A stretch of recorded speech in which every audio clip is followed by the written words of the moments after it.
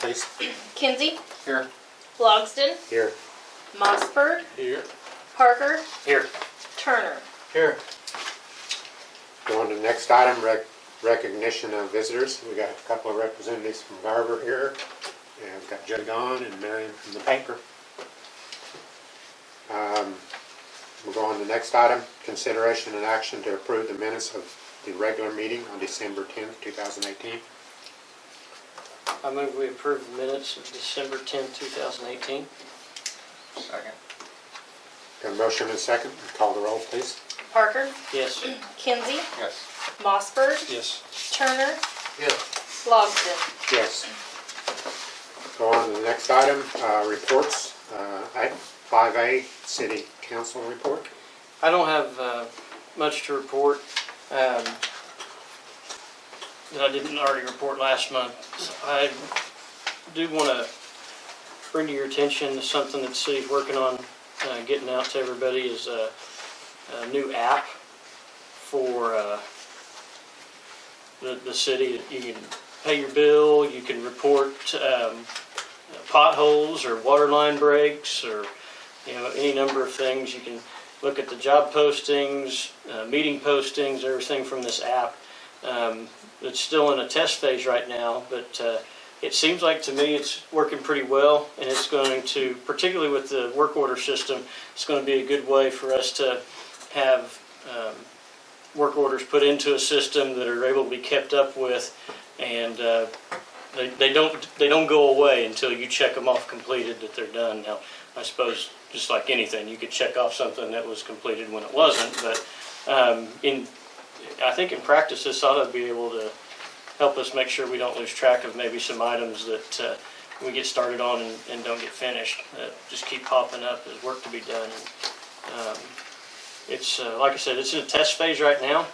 Parts of it are already functional, and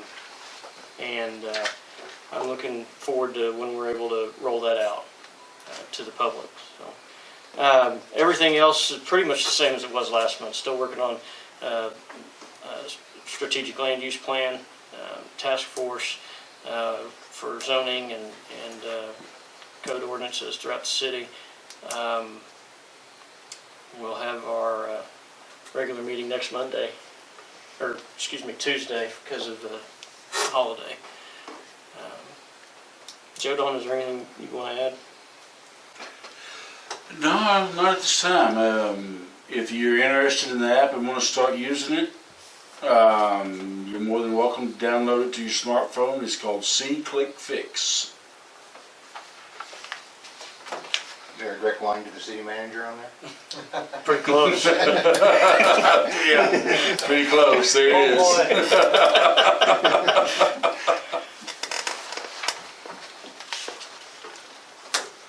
That's all I've got. I'll answer any questions if anybody has any. Any questions on the City Council report? No? We'll go on to the manager's report. My report is also a little bit short. Did a lot of work, and later on when we discussed the fuel and the hangar stuff, I spent a lot of time justifying why I did what we're going to bring up later. Fuel for this month, we sold 4,012 gallons total for $15,520.43. About an average month for December. I got a windsock update finally. That thing's been out of service for several weeks, almost 2 months it seems like. BDS has it and they shipped it out today. We will get it back hopefully by the end of this week. They had to go in, beef it up. They had one of their welders, because of the wind out here, that's what started the deal, is that broke the welds off. And we brought a guy out, fixed it back up, and it wasn't reassembled right. The wind had swiveled and it got all the wires messed up, and then it really broke it. And BDS was well enough to say, hey, next time call us first. We'll fix it right and not charge you, but you just cover the shipping costs. And that was kind of the agreement, so we're awaiting it to get here to put back up, and then we're gonna use one of their windsocks. We went ahead and got one of theirs, cause that's what they recommended. The other one was a little heavier. The windsock, they said from the Oklahoma Aeronautics Commission, it's free, it's just heavier. And we may put it on this other windsock, the freebie on this one, and run one of theirs for a little bit just to see. And that was $200, so that'll be included in the price coming back this way.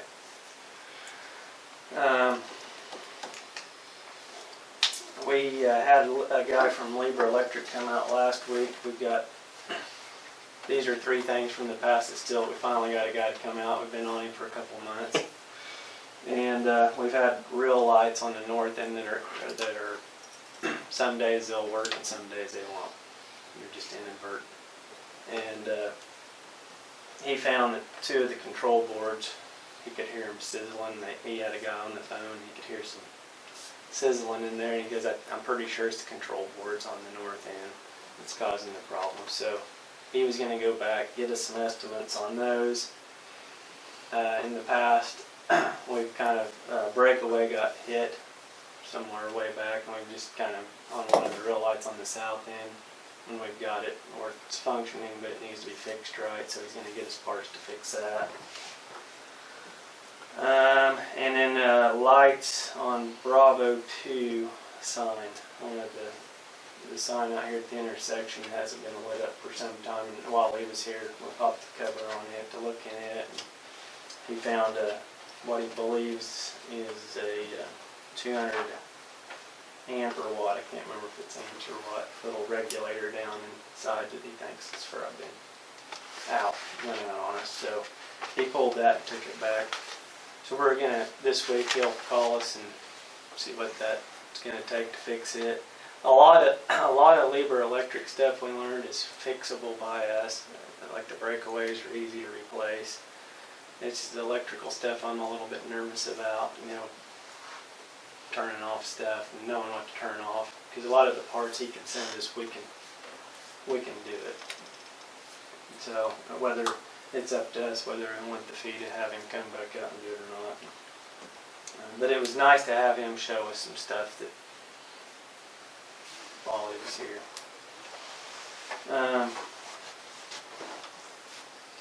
So that was the 2 main things this month, and we did a lot of office cleanup this last week. Got a bunch of just old papers and boxed them up, reports, and took them down to the city for storage. Cleaned up our filing system. And the representative from Double Check is still supposed to come out here and fix our things from last month, and I've been in contact with them. They're way behind their workload. They've lost some guys and putting in 2 new filling stations somewhere. So them and the inspector that came out and inspected, we've been in real good communication as to when he can come back out and make sure everything's been corrected on the fuel pumps, fuel systems. And that's really about it until we get in later over the fuel and the hanger stuff. Okay, anybody have any questions for Tyson? Under the professional services, I saw we had Stillwater photos. Is that associated with what Barbara's doing, or is that something Must different? be. What was that, Paul? We had a line item from, it says Stillwater photo. Is that That's something with Barbara? Or? No, that is SPI downtown. They are doing our computer oversight now, and it's basically a monthly service. If we got a problem, we pick up the phone, call them. That's a citywide service that we had agreement we had entered into. So is that a monthly fee or an annual fee? Well, I don't know. There was some computer work that had to be done out here. Yeah, there was some computer work that had to be done when we right when we switched over. Tyson, do you remember that? And you may be able to explain what they ended up having to do. Well, I bet that was the new Firefox. The new They have their router own, and- Yeah, routers and, Wi-Fi system. Yeah, I had mentioned that our Wi-Fi was a little bit in and out. It's kind of slow and sometimes not working. And that was one issue. And while they were here doing their deal with the city, that was the one thing I'd mentioned. So- And that they'd relocated the Wi-Fi box. I remember that, which was only like not very far, and it's helped. It's improved. But So is this an annual fee or a one-time fee? that would be a one-time fee. Your annual fee out here is, maybe $100 a month. Okay, so that'd be considered like a utility then, going forward? Well, it'll be a contract service, Professional professional service. fee. Professional.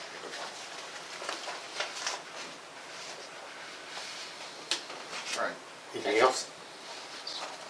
Anybody else have anything? If not, we'll go on to item 6, presentation of preliminary engineering report for AIP 3 and so-and-so by Garver Engineering. Good evening. Instead of having you dig through a report or cut this stuff on the screen, I've got just the drawings that we had in the preliminary engineering report. That way you can just scratch through those, scratch on them, I should say.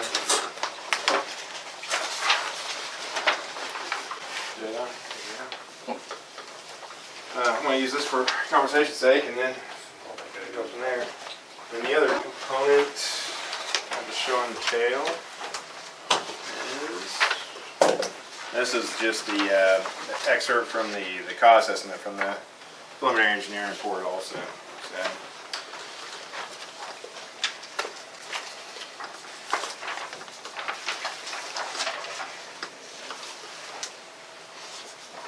I'll share it with but then I think we're going to follow up with some conversation on the CIP and later in the meeting. you. Yes. Okay, so,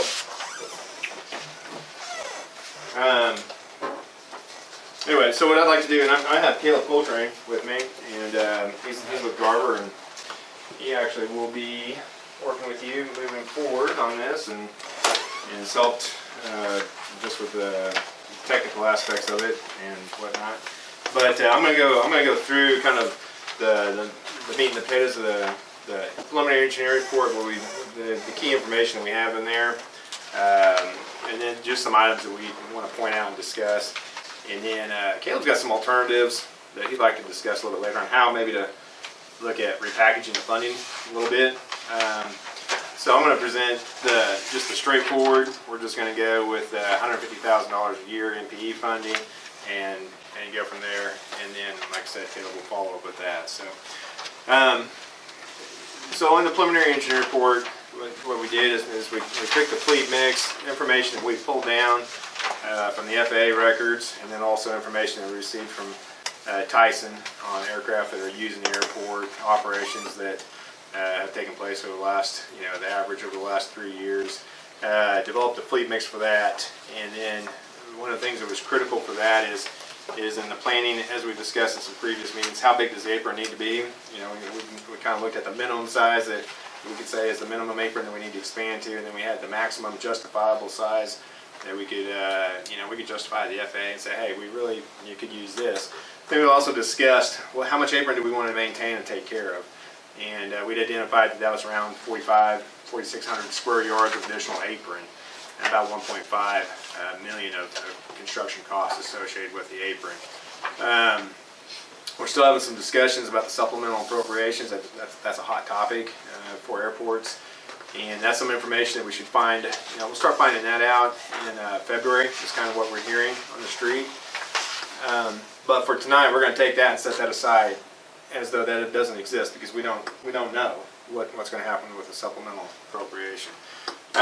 So what we have in front of you, once again, are the drawings and breaking the project out into multiple phases, and how we would, Garver's recommending that we would approach this project to get it constructed.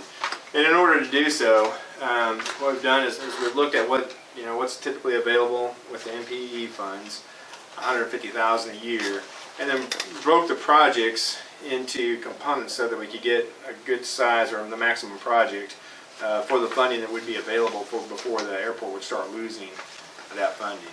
So, and here again, it's really done in 4 phases.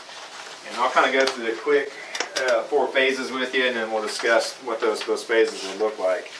And really, I think the best place to look at is if we look at drawing number 5, what we have identified for the first phase in the preliminary engineering report would be the expansion of the apron between the existing apron and taxiway Bravo. And that would be just the north half of that expansion. And that will take up, the estimated cost on that is, we have on this first sheet, we're looking at an estimated hard cost of about $530,000. And by the time we add the soft cost with that, about $665,000 project. So that would use up pretty much everything that the airport would have available for funding through the AIP program in that first project. The benefit of that project is that's going to expand your apron. It'll give you 3 additional tie downs and allow for some additional maneuverability through the apron. And then what we've identified and looked at for the second project, and then if we go to sheet drawing number 6, you'll see where we have the hatched area with the hatch lines through it. That's where we'd be doing phase 2 of the apron expansion. And there again, that would just be basically adding to the south, doubling the amount that was constructed in the first. And that would give the airport another 3 tie downs out on the apron. In that project, hard cost, we're looking at about $470,000. By the time we put the soft cost on that, probably about $606,000. That's what we're estimating that in 2019 dollars. And if we were to extend that with a 4% inflation,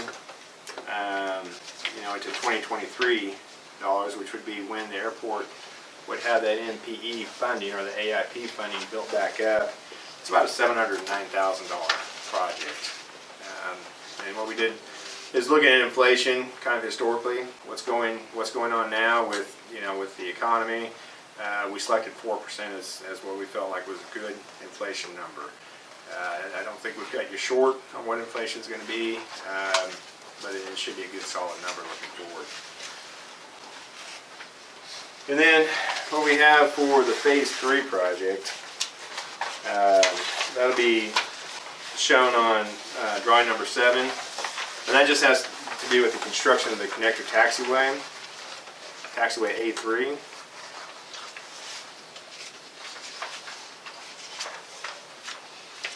And then this component of the project has nothing to do with the apron expansion, just has to do with what had been identified as a need for the airport with that project and the ODO that had been submitted to the FAA. And with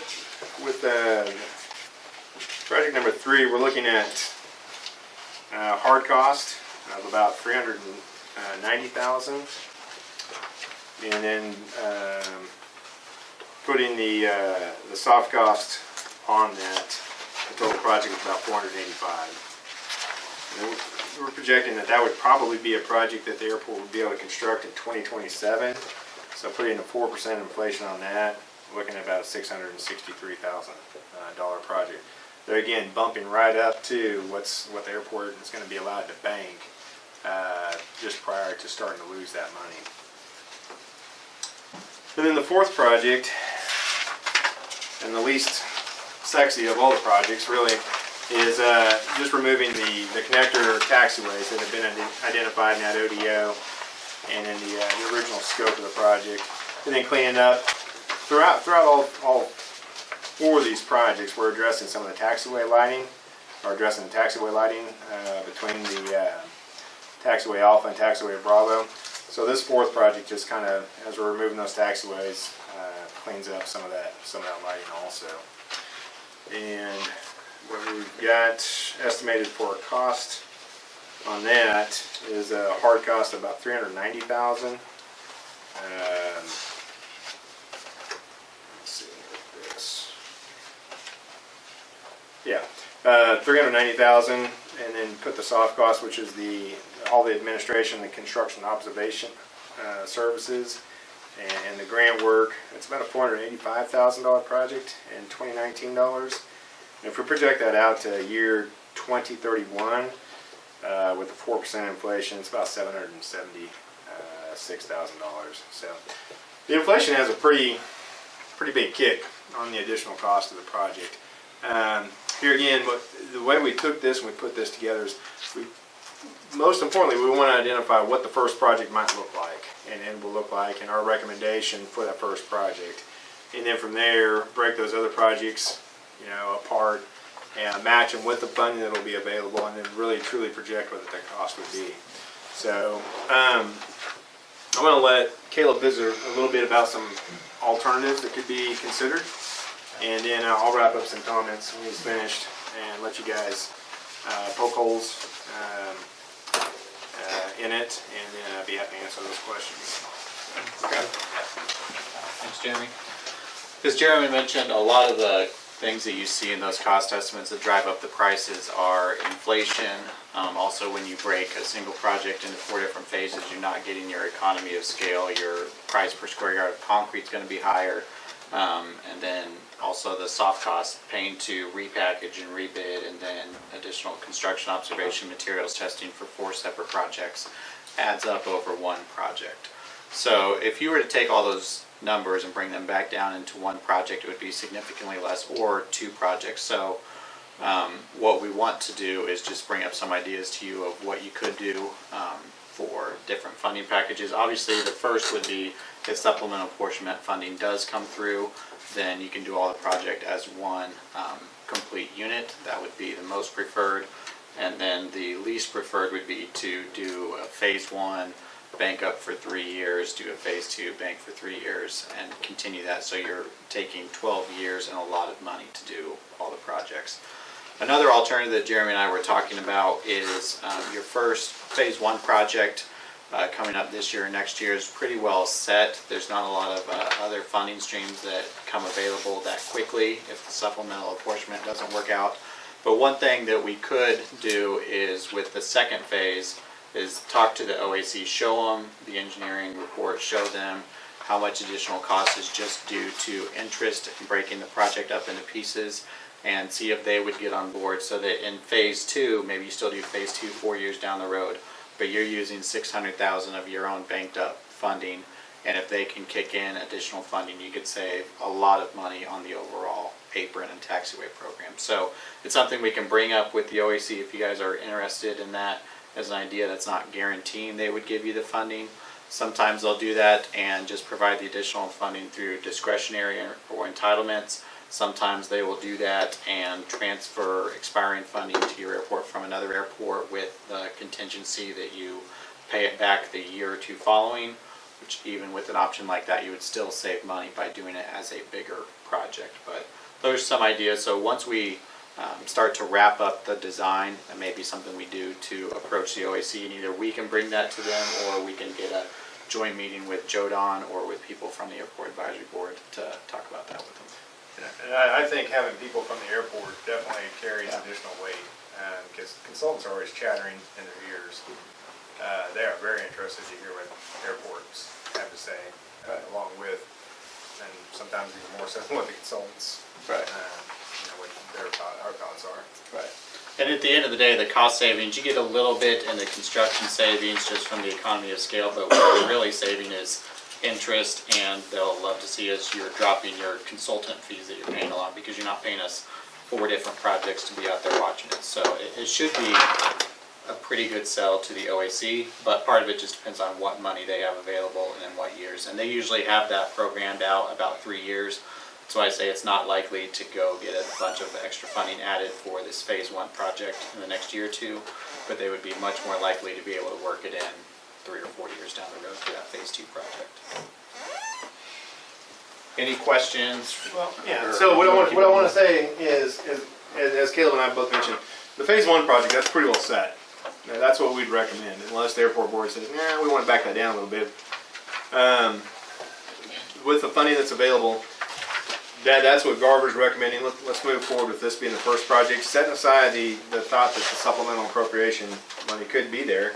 If we find out in February or March that Alva did receive some funding, then that kind of changes things, and then we adjust and we move there. And then what Caleb is discussing, we'll kind of consider that a seed for moving forward after the first project's constructed, and look at some plans with approaching either one of two options. Either approaching the OAC and saying, hey, are some ways that you can help us out where we can be better stewards of the money that we're going to spend on the Oklahoma airport system, or possibly look and see if there's opportunities for the city to bring some funding those years out, bring some funding to it and help increase the economy of scale, and maybe knock it down from 4 projects down to 3, or even 4 projects down to 2. And that's really, so like I said, that's kind of a seed at this time, something to keep in mind, as we get down the road another year or 2. And at that time, we'll also see if the economy is still pretty warm, or if it slows down a little bit. I'd rather the economy stay strong and 4% inflation be a concern as compared to slowing down at 2% be a concern, but we just don't know for sure what the future has. So, I don't know, are we voting on anything or making a decision, or? Next line item is. Okay, so Garver's recommendation at this time would be that the airport board, choose to go with option 1. That's going to make very strong use of the money that you will have available. Get the most project that you can at the time. Increase the size of your apron as much as possible, and give you 3 additional tie-ins. You said option 1, you mean project 1? I'm sorry, project 1, yes. Thank you, Paul. Okay. Which is it of these ODO things that we've got? I got 3 of them here. It was in this packet. Is it number 1 that matches up to what's going on here? Which factor are we looking at? Well, the one that the city provided. Well, we got it last month. I got this one. Yes, Paul, number 1 should be the one that matches up with what you're looking at for Garver right now. Okay. I'm a graphics. Yes, it is. Okay, so that one matches up. It is ODO number 17 on Yeah, this one. 17. 1017. So it's 17? What's 17? Yes, 017. That's the one that matches up. Yes. Okay, so what's number 1 for? Let me look at that.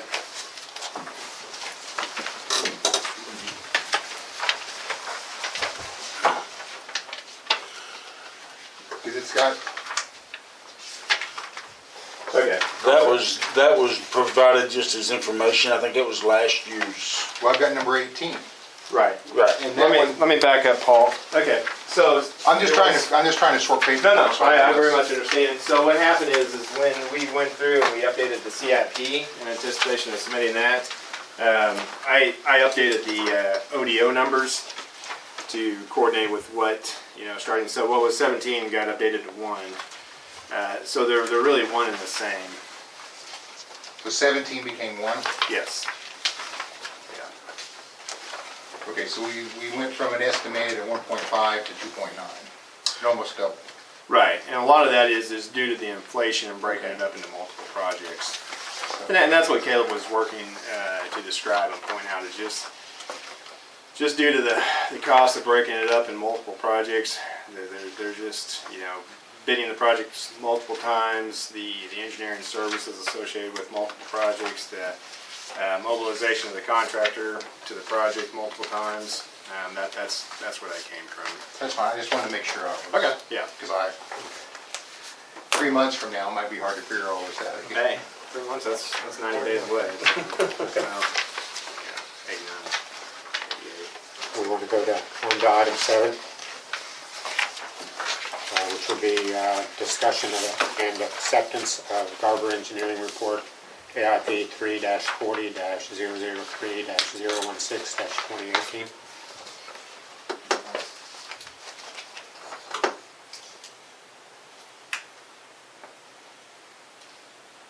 discussion? I noticed your estimated construction observation on this initial one significantly more than the others. Is that because you're doing more prep work on this one to? Yeah, it has to do with tearing it out, getting the work ready and associated with the pavement between the apron and the connector, the parallel taxiway. There's some additional stormwater in there, and then the electrical, bringing the electrical duct bank across and things like that. And that's just absolutely an estimate at this time, and that'll be negotiated when your consultant, when Garver and the board negotiate that contract.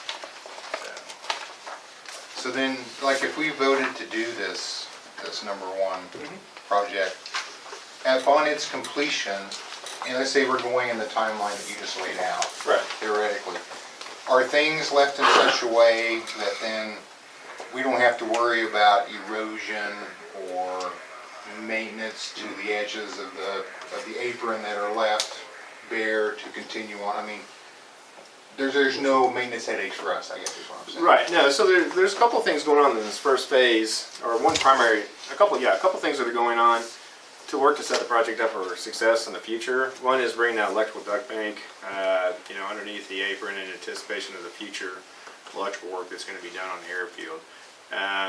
That's some of the forethought we're working to put into that for you. The other one is right now there's a drainage swell that runs, where we're going to extend this apron out into. So we're going to go ahead and construct that pipe. And I don't remember, I want to say it's the full length of what that apron extension will be in the future. I think it's either full length or a part of that, but to make sure that we take care of that. And then as far as erosion, we're still going to go with the design standards by the FAA. Make sure that we set those slopes coming off your apron at a low enough slope so that you're not going to experience erosion or have problems with the aircraft maneuvering and possibly off tracking. So, Okay. And this, I may be getting the cart before the horse, but in your figuring and estimating, the last time we did concrete here, we had to get a waiver in order for the local contractor to provide concrete. Is that in your thought process in this? no, I mean, what we'd like to do is because the aircraft here are heavier than the 12,500 pounds, we could look at getting a waiver if they're less than 30 for P501. Oh, On the for using ASR? state mix? Yeah. Yeah. But Well, we could. Right, we could look at doing that.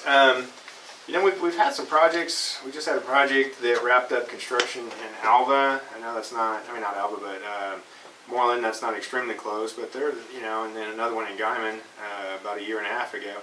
I believe that we do have a very good opportunity to go ahead and get that P501 testing done. If we're putting down a large amount of concrete, the cost for that testing drops considerably. Of course, that is, so then your concrete provider, their question is going to be, can they get the aggregate that would not have problems with the alkali silica reaction.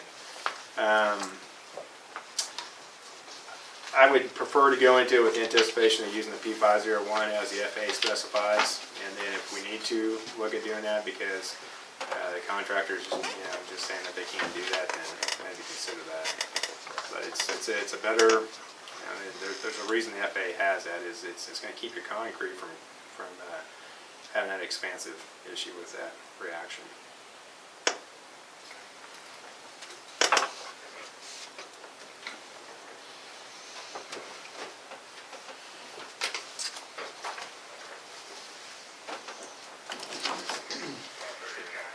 Any other discussion?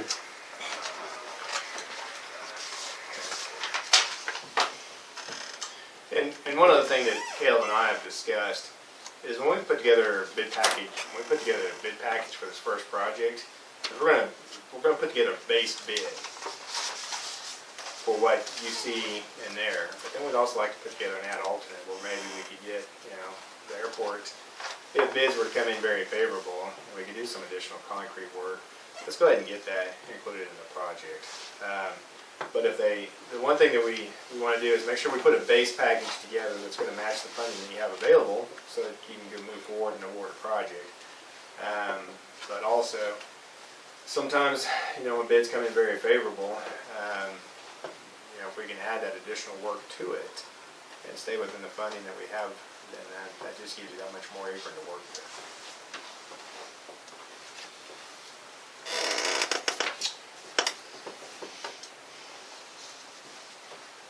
Anybody want to make a motion?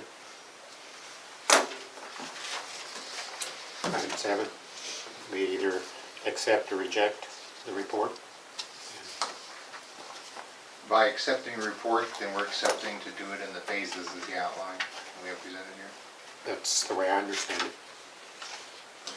Well, Well, no, that's not the way, I understand we're accepting to do phase 1. Yeah, you're Yeah. just accepting to do phase one. Just phase And then we're making recommendations on how to do it in the future based upon, Right, well, it says engineering report here, so, I mean, we can be specific and say phase 1. or project one. One. Yeah, we can do that. Okay, Right? Right, we can do that. I agree.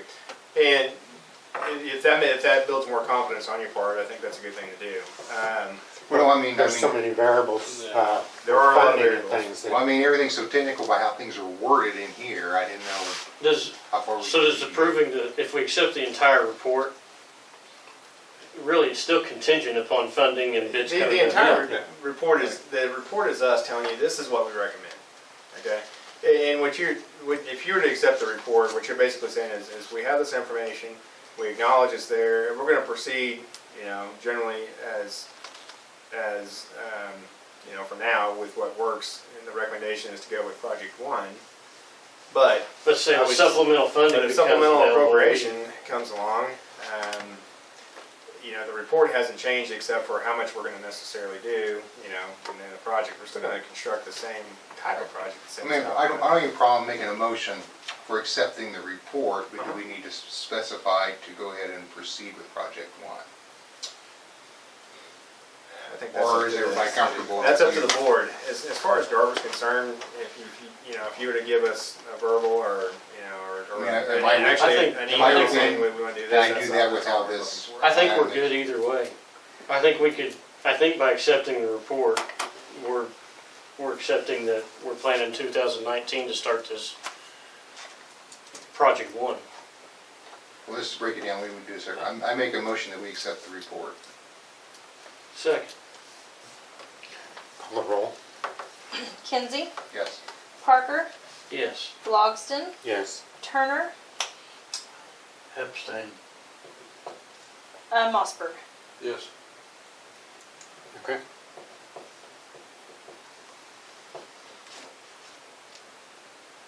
We go on to item 8, discussion and action to accept the 2025-year capital improvement plan as presented by Garver Engineering.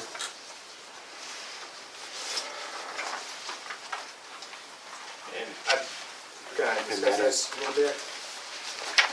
I've got it. Okay. If that's not okay. So we worked on updating the CIP just shortly after finishing up the preliminary engineering report.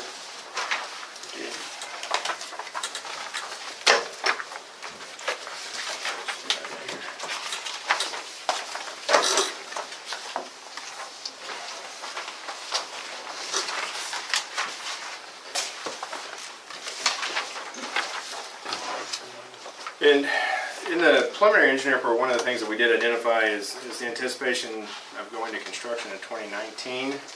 But when we went back and in coordination with reviewing getting the information from the FAA on what the funding that was available, and working to partner that with, there again, getting the most funding that's available to construct the most pavement at one time as possible, or with thereby minimizing the overall number of projects and interruptions at the airport. It's really fits your funding best if we wait till 2020 to do that first project. And the reason for that is, if we wait till 2020, the airport will have $597,000, or just under $600,000 available. And with the estimated construction cost being at the 665, or just basically 666, and the AIP providing 90% of that cost, the airport providing 10% of that match, that leaves the project at, within $2,351 of what it would take to construct that first project. And that's why, here again, going through updating the CIP, which is an exercise that we completed after the engineering report, that's where Garver recognizes it would be worth postponing construction for a year and thereby adding a considerable amount of funding that's available for that first project without running the risk of losing it. So is there any inflation costs bigger than that? Because we've got 2019 estimated costs. There would be a little bit, yes. And we have all of 2020 to be able to use 2017. I mean, it's a calendar year expiration. There's not a specific date. Yeah. Yeah. I reached out to Femi to make sure that this money was not going to fall off if we waited until 2020. And Femi being the FAA program manager for Alva, and he concurred that my understanding was correct. So now, when we talk 2020 entitlement, is that on the FAA's fiscal year? Or That's is what I that was on a gonna ask calendar you. year? Whose fiscal year is that, ours or the FAA's? It's the FAA, so So beginning in October then. right. Yeah. So theoretically, we could still start something at the end of this year, in 2019. Yeah, after September 30th, yes. So in October. Yeah. So the only, go ahead. I would say the caveat to that is they don't just, at the beginning of the FAA's fiscal year, they don't just have the money sitting in a pot and say, go use it as soon as you can. They have a typical time frame throughout the year where they will award grants. So if you're doing it as a 2019 construction project, obviously we're already in 2019, the typical process is to bid it about April or May, and they issue grants in the summer, the middle of that year. So if it's a 2019 grant, they want to issue grants in the summer of 2019. If you're going to a 2020 project, you would delay bidding till about April or May of 2020. You would apply for and receive your grant the summer of 2020 and start construction that fall. So it's not just October 1st, 2019, as soon as the fiscal year starts, we can go. If you did and you bid it then you're going to be sitting on bids for 9 months before the FAA is going to be able to issue that grant to you, and no contractor is going to hold on to their bid for 9 months. So Yeah, that's a it good would be point. wise, no matter which year you do it, you want to advertise for bids in March, April that year and open them April, May. But yeah, so even though it does, the 2020 fiscal year would start in October 2019, it would be better to wait until the spring of 2020 to bid it. So,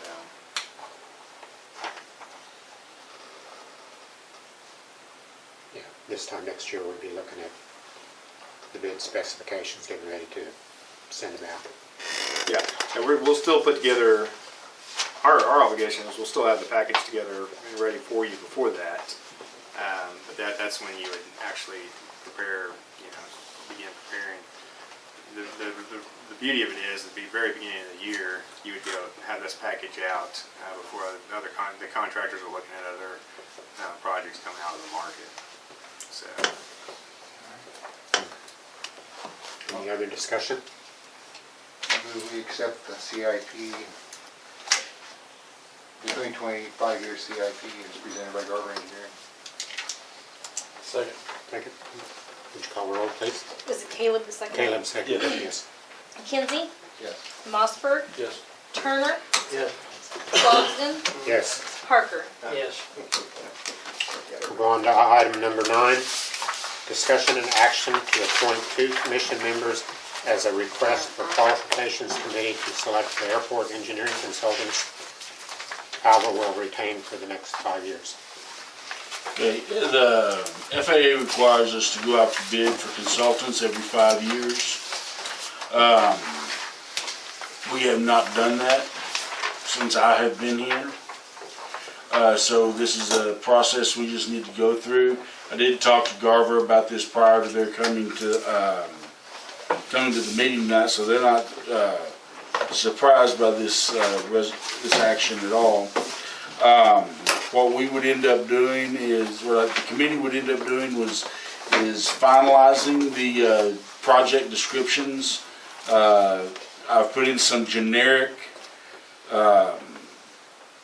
items there that we would have consultants look at, such as land use, develop a 5-year capital improvement plan, ensure our runway safety areas are in compliance, make sure our grading is in compliance. But if there's more information that the board would like, or more potential specific projects the board would like to require, we need to identify that now as much as possible. Once that is completed, we would go out for requests for qualifications. The committee would evaluate the qualifications, determine which consultant they felt would be best, bring that back to the board for approval. During the evaluation process, we would be also, well, once we have evaluated and tentatively approved the consultant, we would then negotiate prices with the consultant. This is the process that FAA recommends. It is used a lot for consultants, but it'd just be putting together that 2-person board. Then Tyson, Greg, and I would serve as staff support on it to help put it together. Once it's put together, we're looking at a 21-day advertisement period, an evaluation period, and then ultimately bringing that back. If we could, and I don't expect that we could do this, but if we could go out and advertise this week for our start, we would possibly be ready to make a choice by our March meeting. More than likely, we would be looking at an April or May meeting before we actually made a choice on engineers. Now, Garver's going to finish any work that they've started. So there could be a time frame that if Garver was not the engineer of choice, then there would be time that we would have 2 engineers working out here. Garver would be working on the projects they have started, and we would have another engineer that would be able to pick up any other projects that we would like to self-fund. Because if we're following the plan Garver has submitted to us, we've pretty much committed all of our funds until 2024, or maybe even later, maybe even longer. Yeah, so if it stays with the 4 projects, then that would be out to 2031. And then any other thing would be self-funded through us, then we would have a different consultant working with that. So we're Yes. trying to do this so we're to take effect by the new fiscal year? Is that the goal? Partially, yes. Well, even if we voted on March, when would the new engineering thing take effect? Well, they would actually take effect in March. March. Yes, Terry. Are we locked in for the 5 years to one consultant? We have pretty much said, yes, we're going with that consultant for the next 5 years. Let's say that we're dissatisfied with their work on year 2. Can we change, or are we Yeah, we locked can in? go out we'd have to go through the solicitation process again, but we can do that. Okay. But we are looking, we do anticipate that once it's selected, that we would be with that consultant for with 5 state. years. Yeah, That's- right. Thank you.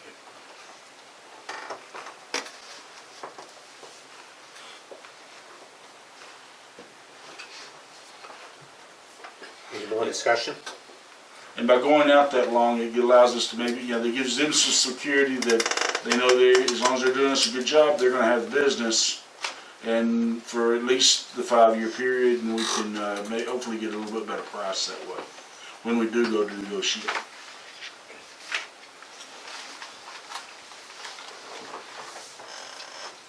If no more discussion, I guess we're ready for action. Open for motion for who to appoint. It's the part where it always gets quiet. Paul would be good. I'm just saying, you look bored. I'll do it. You know, I don't mind doing it if you guys want me to. Dale is, I mean, it looks like this has been pretty well lined out, and it's a matter of reviewing it, but I am not saying that I'm gonna be most qualified, but I am willing to just do it if you want me to. I can't make a motion. I move we appoint Paul Kinsey and Merrill Parker as a board of 2. Okay. Remember, June's coming up. There's payback. Go ahead, second. Second. Your motion and second. Call the roll, please. Turner, Yes. Mossberg, Yes. Kinsey, Yes. Logsdon, Yes. Parker. Yes. Okay, we'll go on to item 10. Discussion and action on a fuel service, on a full-service fuel upcharge. Tyson? Sure. All right, I gave you guys a packet of some data.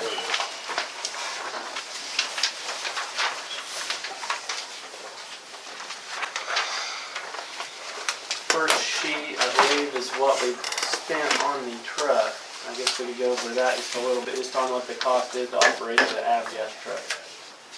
And I listed out a year's worth of items, with the total expense of $1386.59 from December of 2017 to November of 2018. The new hose, as you can, the second to the last one down, the new hose is over a 10-year period, so that can be broke down to $41, and that would lower your cost towards $1,150. But then at the bottom, I didn't factor in tires and batteries and just tune-ups on the truck, because we didn't really have any of those this year. And I come up with a rough $1,200 to $1,500 a year fee to keep the truck going. You know, in a year something can, you know, a pump motor could go out on to pump the fuel. The engine could give us trouble. You know, just there's things that happen. But this is what last year, what I pulled up. Truck won't last forever either. Yeah. So, And dissecting it, I'd mentioned the 20-cent deal. And that was kind of I just threw it out, and what that come up from the cells off the truck, it goes into the next sheet. And I didn't mean to interrupt you, Kelly, if you had go ahead. something, but into the next sheet's how much gallons we pumped from January to December. 28,844. The pump, we've done a little over 19,000, and then the truck was almost 9,800, and that percentage is broken out. The 66% is sold at the pump, 34% off the truck. If you take 20% into that 97.85, that gets us just under $2,000 for a year, 1957. No, I was It just gives gonna, us- It gives us a little extra, you know, if we did, and if we did that every year and we built that up, I feel that money could go into getting us a little better truck in the future or whatever we want to use. You know, Okay. just A new seat cover. a new seat. Yeah, there's things that need to be done to it.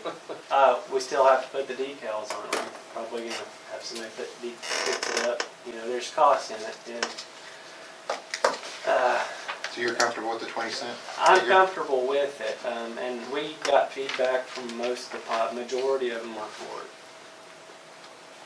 They are? I'd say, yeah. Oh, yeah. And so, they're not here to oppose it. they're not here to oppose it, so. I think it's worth, you know, try doing it for a year, at least, just to see what the results of it do, you know. Does, Is that your recommendation? And that's my recommendation. Okay. so when we do something like this, does it, just so we can see the funds it's bringing in, do this show up as a separate line item in income, or does it get lumped in with fuel sales? How does it? It ju-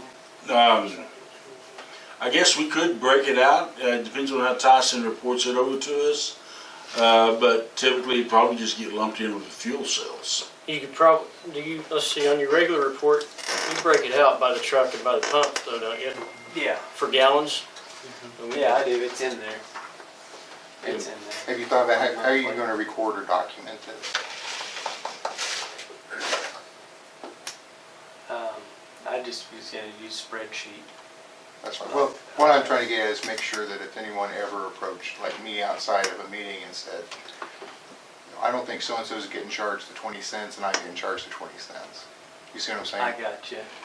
Do you have a method, you don't have to be specific. Yeah, but- Are you gonna have a method in place to show that Sure, it's being applied unilaterally?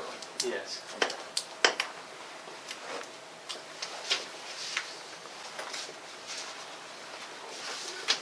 Well, I make a motion that we do the full service fuel upcharge on the, is it on both trucks? Just the 100 low lead? It's just 100. On the 100 low lead at 20 cents a gallon. Second. Call the roll, please. Kinsey, Yes. Turner, Yes. Mossberg, Yes. Parker, Yes. Logston. Yes. Going to item 11, discussion and action on an overnight hangar charge.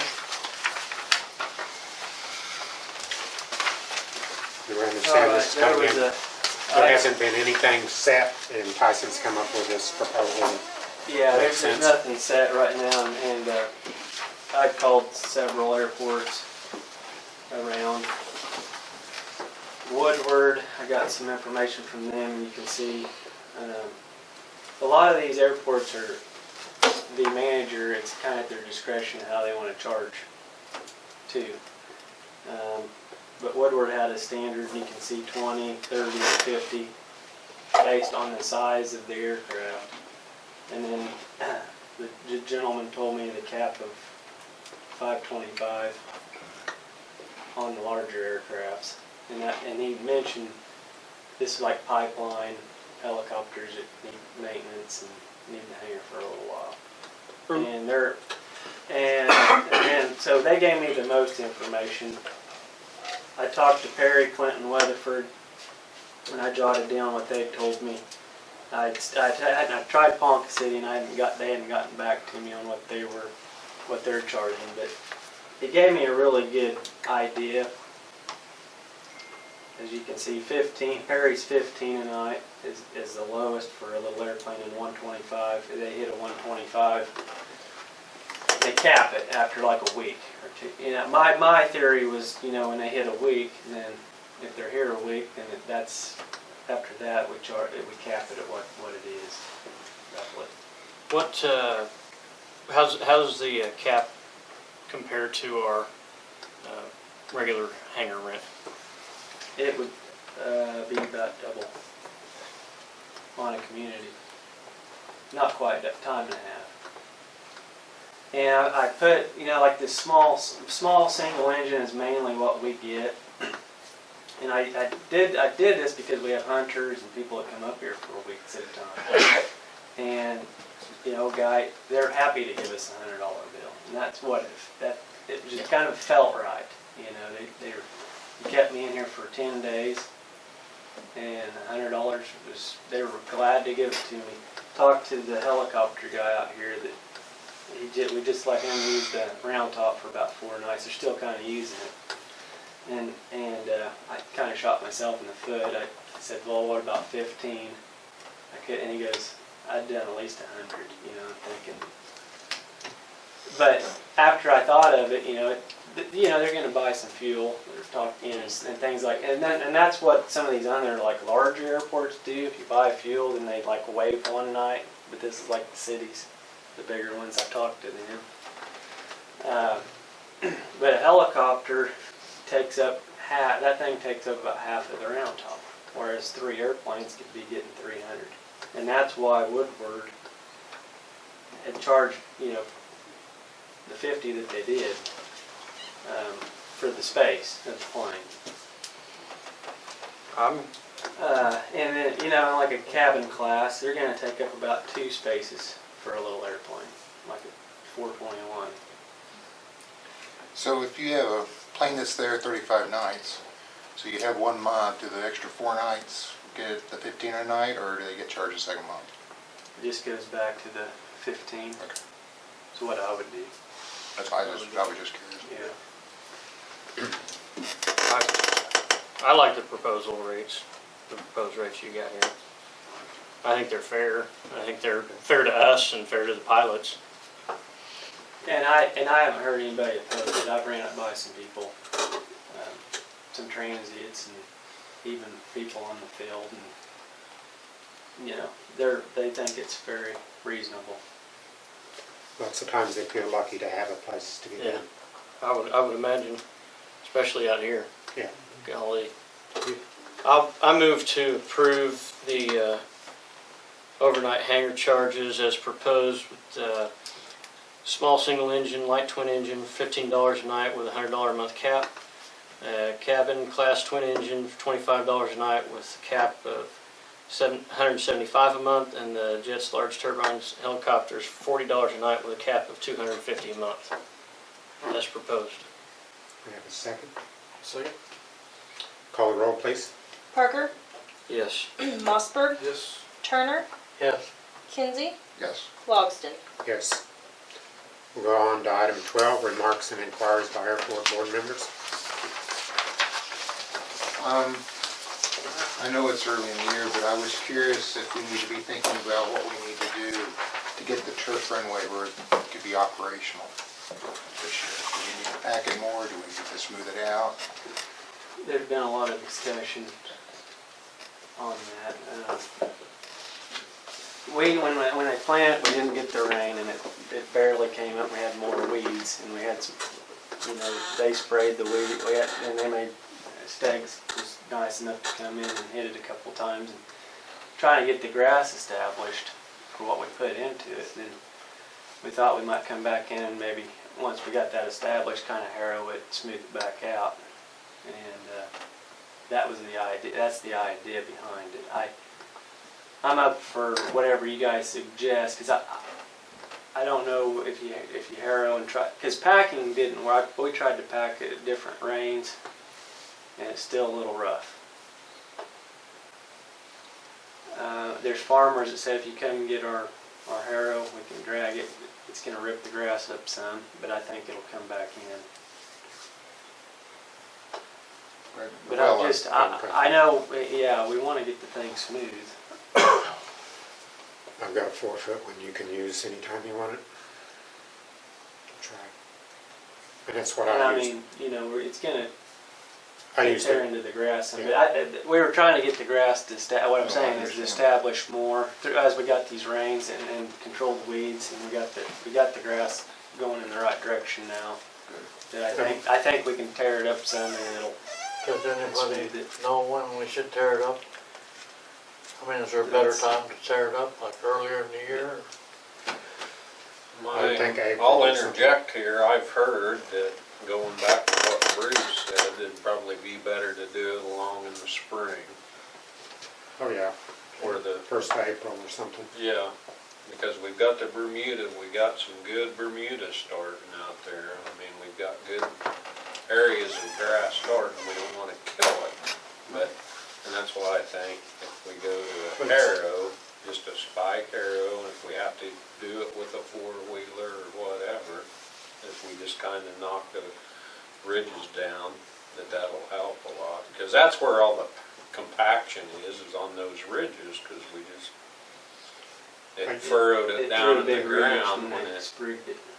sprigged it, it actually made the furrows, and I used that drag harrow that I've got and had it really smooth before they sprigged it. you know, so. I guess my intent was just to make sure that we had something in mind to go forward to try to get it Bruce operational. says it's not bad. We've had a couple of people land on it, and they said it's not terribly rough, you know, it's gonna be going, you know. It'll get smoother over time. Do we need to get The obtain more better established markers the for it? grass is, the thicker. That's the thing, when we get it just as smooth as we want, and we need to look at marking it. That's why I haven't marked it, because You it's guys just might a little be- on the rough side yet, and so I thought, well, once we get it smooth, we can outline it with markers and Figure make out. sure that, A, it is acceptable to land on. It's an option for guys that kind of know about it, if they get in a bad crosswind, but they know that it could be a little bit rough at this point. Yeah, but Take a little still, bit rough. Yeah. Have we thought about what we're gonna mark it with? We have markers down there in the You want- hangar. We've found a bunch of markers down there in the round top that are left over, I'm guessing maybe left over from the old turf runway. no, they were left over from where we put them alongside the unlit taxiway for we had net jets coming in here and they were complaining because we didn't have any lights on the taxiway. It was before we put the new runway in. They put all these reflector markers down the side of the taxiway, and if you've seen the way the reflectors light up when you hit them with a landing light, that way it gave them a poor man's lit taxiway. You like And it 'em? satisfied their needs, so we have those all left over down the round top that we can use on the grass strip. Great. That's where they came from. Yeah. I was gonna ask, is there a group planning an air show for this spring or summer? We haven't had any discussion on it. Okay.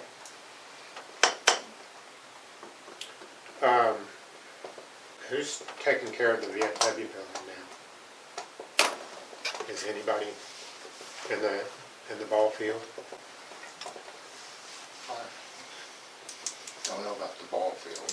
I've had talks with an organization in town about maybe assuming responsibility for that VFW building. Yeah, I need to see if I can get them moving faster on that. okay. Just I curious. had a gal call maybe 2 or 3 weeks ago about the softball field, wanting to use it, take it over. What is that, one But it's just the group one, use it? yeah, I think it'd just be one group. I don't know, they didn't specify if it's like for rec. What was that baseball team that used to use it? Cardinals. Are they non-existent anymore? There's still a Cardinals team. I don't know if they're still using, I don't know. Last summer, but I know that they had, for several years, they had a group of active dads that took, excellent care of that ball field. And that as their kids have gotten older, maybe they haven't had as much luck recruiting new folks to help take care of it. And it's been kind of a burden. It still looks like it's in really good shape.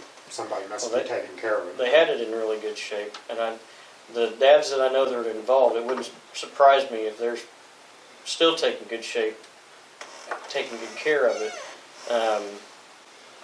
But I know that they had some trouble finding help.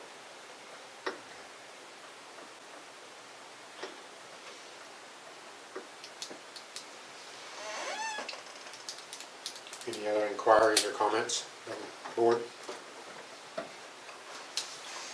If not, we'll go on to the next item, remarks and inquiries by citizens. Nothing? We'll go on to the next item and adjourn.